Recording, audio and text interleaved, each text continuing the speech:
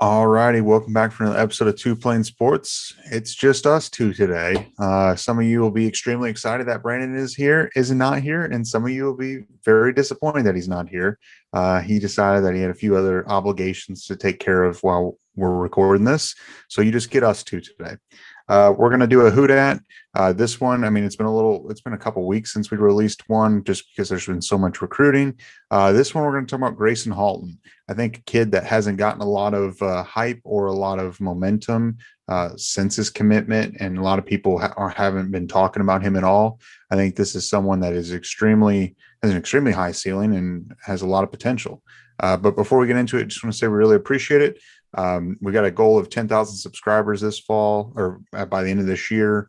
We're a little over 4,000. So if you keep coming back, hit the subscribe button, turn the notification bell, like the video, comment on the video, let us know what you think about Gracen Halton, and be sure to follow us on Twitter, like us on Facebook, find us on Apple and Spotify when you're on the move and you can't watch the YouTube video. So we'll get right into it. Gracen Halton, 6'2", 272 pounds, from St. Augustine High School in San Diego, California. That weight and height is according to Sooner Sports. So they've done their measurements. Well, I guess they really haven't done their measurements considering he's not on campus, but that's according to Sooner Sports. He was a 2023 four-star, number 260 overall, and number 35 defensive lineman in the class. Last year as a senior, he had 75 total tackles.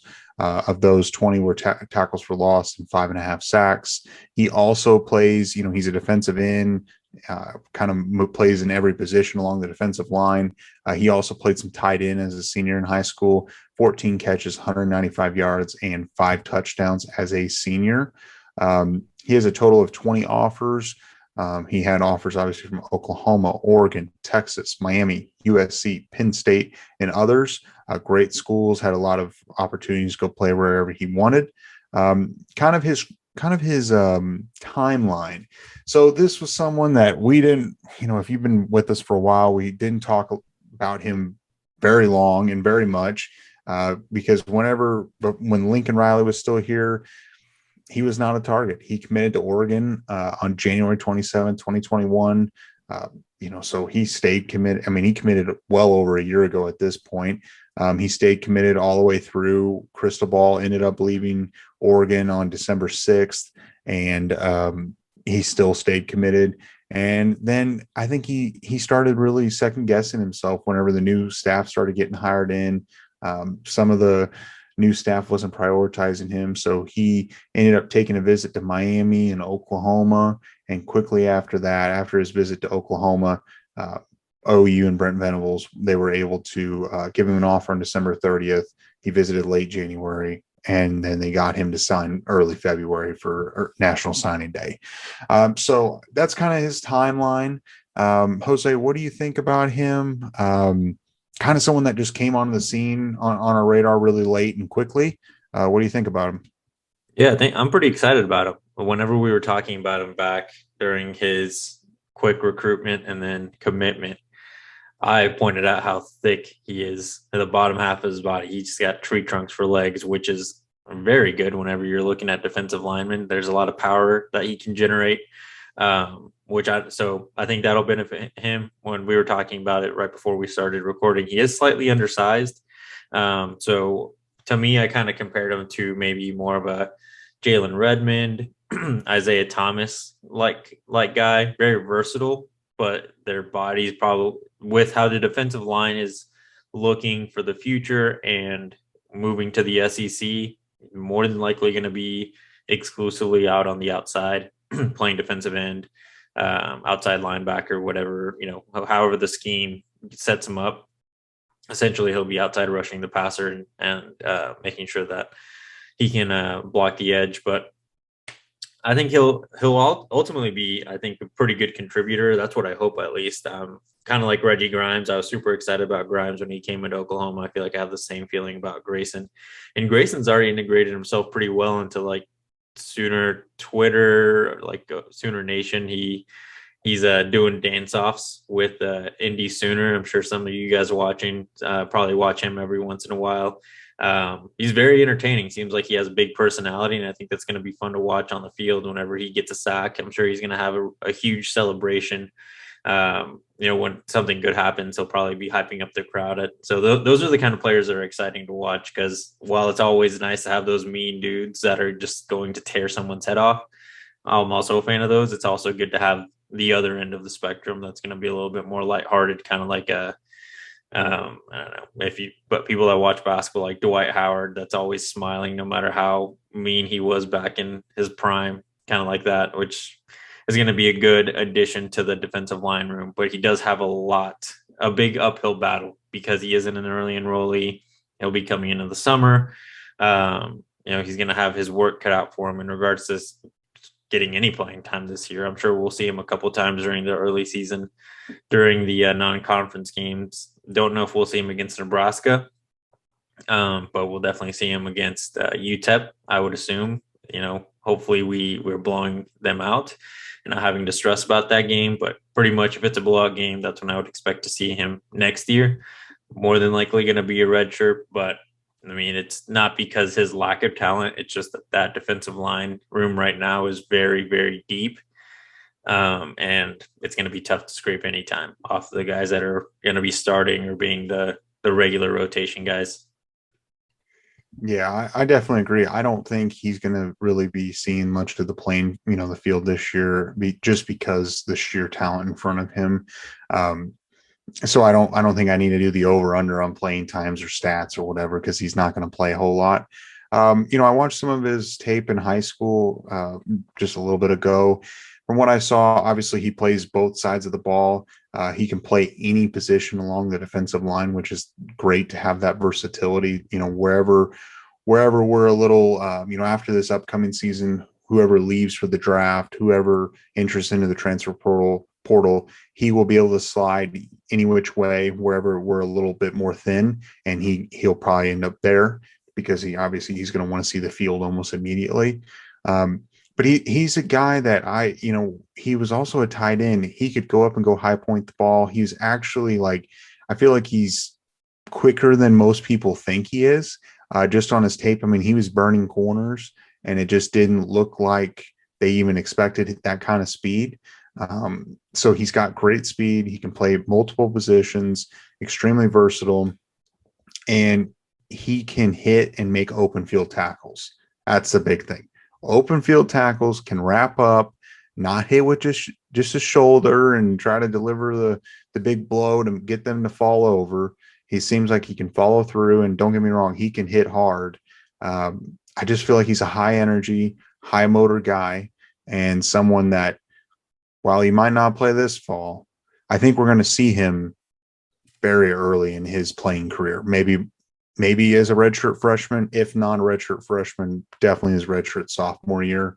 He'll probably be playing a significant role along that defensive line, whether it's interior or the end position. That's to be seen. I feel like he's going to play more of the interior. I just, it's 6'2", and granted, he could grow. I mean, he could be 6'3", 6'4", but even at 6'2", and you're 270, they might get him up just a little bit higher, play that interior line. I mean, he can stuff the run as well. I mean, he's a great pass rusher, great interior guy. I mean, he could rush, and this might be a stretch as far as a comparison, but his play style it's kind of like Perion Winfrey. I mean, Winfrey could give a lot of pressure up the middle, and Halton can do the same. Now, am I going to say he's going to be Perion Winfrey? I don't know, but he can give that pressure that a lot of guys can't at that interior position. Whenever you were talking about it, I like that you mentioned the transfer portal. The reason I want to bring it up for him is because, like you said, he was committed to the Ducks back in 2000, like early 2020, 2021. I can't remember. 2021, right? So and I believe he was one of their first commitments for that class. Pretty loyal guy, I would say. Like, the only reason that he decommitted was because of the coaching changes at Oregon. Like, if Cristobal would have stayed, he would have never left Oregon, and we'd be talking about, if we would ever be matched up with him, we'd probably be or matched up against Oregon, assuming that no coaching changes would have happened, probably would have talked about him and like the threat that he could have been to the Sooners. But luckily he's on our team now. And, I just compared him to Isaiah Thomas and Jalen Redmond, but I was thinking about Brent Venables and Todd Bates, defensive linemen, over the last 5-10 years that they've been at, or 5 years that they were at Clemson. His personality, along with coming in out of high school, he's kind of like Christian Wilkins. Pretty big guys. They're not like super imposing. Their bodies aren't coming out of high school as 18-year-old kids, but there's a lot of development that can be done over the next year or two, especially over the next year while he's redshirted. He can probably gain a quick 20 pounds just by getting on the right meal plan. And then once you add the workout on top of that, I would expect him to probably be playing, once he actually gets on the field, around the 290, 295, maybe push 300 once he's in his junior or I guess redshirt sophomore, redshirt junior year, maybe pushing that 300 pounds, which would be ideal for him, especially if he does get the opportunity to go into the league. If he gets to that 6'3", 6'4", 295, 300 pound range, he'll be like an ideal size and weight for the NFL. And I think he's with the right coaching staff to get him there. Todd Bates and Coach Chavis are going to help develop his body to get to that weight, making sure he can carry that weight correctly. Because it's easy to just have this guy eat like 4,000 calories and just be like, all right, dude, go get, McDonald's for breakfast, Chick-fil-A for lunch, and get a couple Pizza Hut pizzas for dinner, and you'll, blow up to 300 pounds in no time. Well, that's easy to do. Any one of us can do that, right? But Coach Schmidt has to get him on the right meal plan so his body can carry 290, 295 and still play at that high level that he's used to coming out of high school. So that's one. Yeah. That's going to be the trick with him, because he is, 270 is kind of light, especially if we expect him to help at all in the interior, because he can, like you said, but 270, he'll be pushed around by bigger offensive linemen, especially once he makes the transition to the SEC, because he will likely be part of that first class that will get that transition. Yeah, I definitely agree. I don't think they're going to keep him in that 270. Maybe if the old regime was here, he might be keeping around that weight. But I'd imagine, like you said, 285 to 295 most likely, because I just looked it up because I was curious. As Wilkins came in as a freshman, going into Clemson, he was 290. Perrion Winfrey transferred. Obviously, he had a couple years at JUCO. He came in as 305. So right around that 290 to 300 pounds, that's probably where he's going to end up over the next year or so, especially if he puts another inch or two, get up to 6'3", 6'4", he could get to that point. I think someone that he's definitely been overlooked, untouched, and I think he's going to be pretty good. And it's something I want to talk about. Not only is he really great and everything, but this is kind of going with the current events right now, as far as people are wanting commits. Can this staff recruit at an extremely high level? I want us to remember that this kid had no offer from Oklahoma as of December 29, 2021. And then on February 2nd, he signed with the Sooners. Granted, I know that there were a little bit of special circumstances that he ended up leaving Oregon for. But you go from a kid that had 20 offers that any other school, and a Texas, a USC, a Penn State, they all could have, gotten him because he was right for the picking, because he was leaving Oregon and he was open to the idea. He was looking for a brand new school, starting over basically. And then OU came in and said, hey, we want you. We made you a priority. And look, he signed within a couple months. And this was a quote that I saw that I was reading, is what sealed him, sealed the deal being, a Sooner. And it was basically, he said his visit was what sealed him. When Coach Venables, he's an unbelievable guy and a very passionate coach, and actually had both my parents near tears when we sat down and talked, and they're excited about me playing for a man like that. I really think that when Venables is trying to close you out and trying to get your commitment at the, right before signing day, just like he did, because Halton visited the end of January, and then within the next week, he signed to be a Sooner. I just think when it comes time to make your money and to really show why you're a great coach, I think Venables has that. Some coaches can, some coaches can't. Nick Saban can, Kirby Smart can, Lincoln Riley. I don't know. There's been a lot of flips at the end of the last few recruiting cycles. How great of a closer is he? I mean, there weren't many guys that flipped from Clemson. I mean, think about it. I know it's Dabo Sweeney's team, but Venables was just as critical and crucial in his, in the success of that program. I really think we need to remember that a guy that was a 4-star, a great defensive lineman, a terrific athlete, Venables was able to close him out. And I mean, obviously Chavis helped as well within 2 months. I just think that's something to really think about. Yeah. And that just shows when it's crunch time, right? These commits are going to come. Right now it's March or it's May. And I know in the old staff, we probably would have had half the class would be full for the total amount. We'd probably be in that 10 to 12 commit range, especially on the offensive side of the ball. But Brent Venables and this staff has really only been here since January. And I'm not trying to say that's an excuse, because I think I brought it up a couple of videos ago. It seems like we're really slow with this 2023 recruitment, because every time we talk about recruits, it seems like it's 2024 and sometimes even 25. But we've got the entire summer where these 23 kids are going to have a lot more free time to be driving or flying, taking all these visits and coming to Oklahoma. Because if you're looking at how he's recruiting, we're still focusing on Texas and Oklahoma. So those guys simply can drive on a weekend. And those guys are visiting often, but they're also focusing on SEC country and a lot of Florida. Those guys can't make it out as often as we'd like.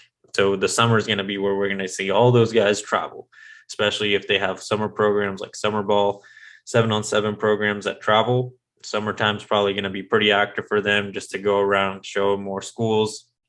And Oklahoma is going to be a stop for a lot of those kids. So we should start. I think it's fair to expect recruitment to start really coming in July, August, September, once we start rolling into the senior season for all these guys, when some of them just want to have their commitment nailed down before football season, so that they know they can say, this is my school. It's cool for them. At the end of the day, they're still high school kids. They get to go around campus their last year. They're already the big guy on campus, being one of the best football players probably on their team, and maybe probably the best football player on their team for most of them. And they get to say, I'm already part of one of the best football programs. If it's Oklahoma or Alabama, it's at the end of the day, it's a bragging thing for them too. And they get to live it up as 17, 18-year-olds while in high school. And then some of them will be early enrollees. Others will have to wait through December and Christmas time. Then come January, like Brum said, with Gracen Halton, we'll see a lot more kids in January and February when they're coming up to that last moment to sign that letter of intent. So I really don't think it's anything to worry about. Maybe start worrying if there's not much activity in regards to visits from 2023 kids middle of summer, but that doesn't seem to be the case. I think we're just going to be fine. It's just a different staff. We just something new to get used to, because even us, when we talk about recruitment all the time, with Lincoln Riley, we already had, what was it, 7 2023 recruits as of last summer, or late last summer. It was something crazy like that. Yeah, it's just not the case anymore with Brent Venables, and it's because he wants, once you're committed, you're a Sooner. That's the expectation from you, just like you would expect us to not be recruiting someone to take your spot. And it's a vice versa thing. Yeah, I mean, I think we're going to see it rolling. And I just want to kind of emphasize how great of a job that the staff did to get him to commit. And I just want to do the last thing I got to talk about, because I wanted to look up the roster and kind of go through this as far as his prospects of playing, not this fall, but I'm talking about in 2023. So when you look at this roster, and I'm assuming, and I think you agree with me, that he's going to play interior along the line, the defensive line, most likely. Jeffrey Johnson, graduate transfer, have a great year. He's probably going to go to the draft, or he's going to be running out of eligibility. Isaiah Coe, he's a senior. Granted, he probably has another year of COVID related deals. Corey Roberson, he's a redshirt junior going in this fall. He could be back. Josh Ellison, he's a senior. He could have a COVID year. Jordan Kelly, redshirt senior. Gilliam, he's a redshirt freshman. Gilliam will be there and he will make some noise, I think. Noah Arinze, entering into the transfer portal, he's gone. Jalen Redmond has a great year. He'll go to the draft next year if he has a great year. Nathan Rollins-Kambaj, gone. NFL draft. Not draft, sorry, transfer portal. And that's just along the defensive tackles. I mean, right there, a couple guys have a good year this year. They're going to go to the draft.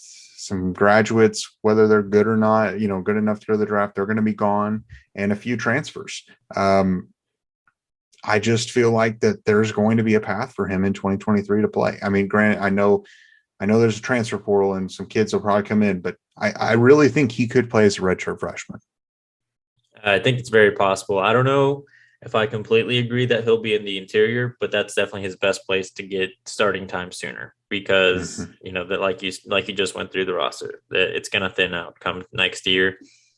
But the key to that is he needs to gain significant weight over the next year and a half, because let's just say that he gets up to 285.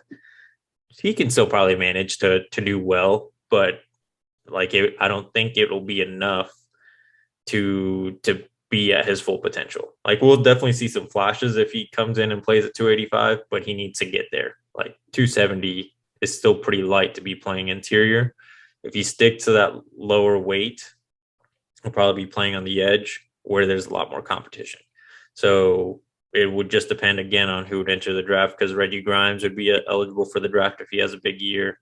Clayton Smith would be there to compete against. He's not there. He's not draft eligible yet. His fellow 2022 classmate, Cavante Henry, will be there. Who else? I mean, Jonah Lalu will be there. Ethan Downs, Marcus Stripling. If Stripling has a really good year, he'd be eligible for the draft too. I don't think Stripling will go in the draft, but yeah, I mean, there's going to be opportunities along that defensive end spot, but I really think the 23 and 24 classes are going to be loaded with talent along that defensive line. Whether he's interior or edge, I feel like 2023 he has a path to play one of the two spots. So I think while there's not a lot of hype for him, I think you're going to hear once he gets on campus that he's going to make some plays in summer ball. And then I think next spring, you're going to hear his name quite a bit as far as making a bunch of plays and people talking about him. Kind of like Loalu has looked really good coming in as a transfer. I felt like he came in and then a lot of people were talking about him, and during spring practice, I could see Halton being that way as well. Yeah. He can have like an Ethan Downs trajectory. I feel like Downs was just overshadowed last year because of Benito and Isaiah Thomas. There really wasn't many opportunities for him to get the playing time. But this year, he's gonna be a monster, and I think Gracen Halton's gonna run into the same thing, just not coming in and during the summer and the depth that's there, just not gonna be a place for him to play next year. But plenty of opportunity, like you said, in 2023. Again, especially if he can blow up another 15, 20 pounds. If he can get 20 pounds heavier in a year and a half, there's no reason why he's not competing for an interior defensive line spot. Yeah. And that's why Venables has chefs now for this team. That was one of the additions and the corrections that he wanted for this program. And they're going to be, I'm sure every one of these players are on a specific diet for them for a specific goal. And I do agree. I think he's going to be beefing up. So do you have any final thoughts or closing deals? Are you going to do the end of video challenge for us or what? You know what? We're just gonna roll with the usual Brandon and the video challenge with these who dats. Like he says, it's always pretty simple for these.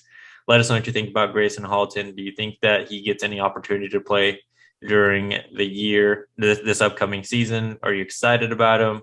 Where do you see him playing? I know that we've mentioned the outside and interior, but just because we believe that doesn't mean that you have to agree with us. So tell us what you think. And make sure to like and comment, or like and subscribe, like Brome's about to mention, because that is very important for us to keep growing and maybe get a couple of sooner home game ticket giveaways next fall. Yeah. Hit the like video, or hit the like video, hit the like button, turn the notification bell, comment on the video. Let us know what you think. Follow us on social media, like us on social media, find us on Apple and Spotify. Everything's linked below. And we will catch you on Friday. I don't know if it's going to be another recruiting video or a Who Dat, but we'll keep you guys on the edge of your seat. Catch you next time.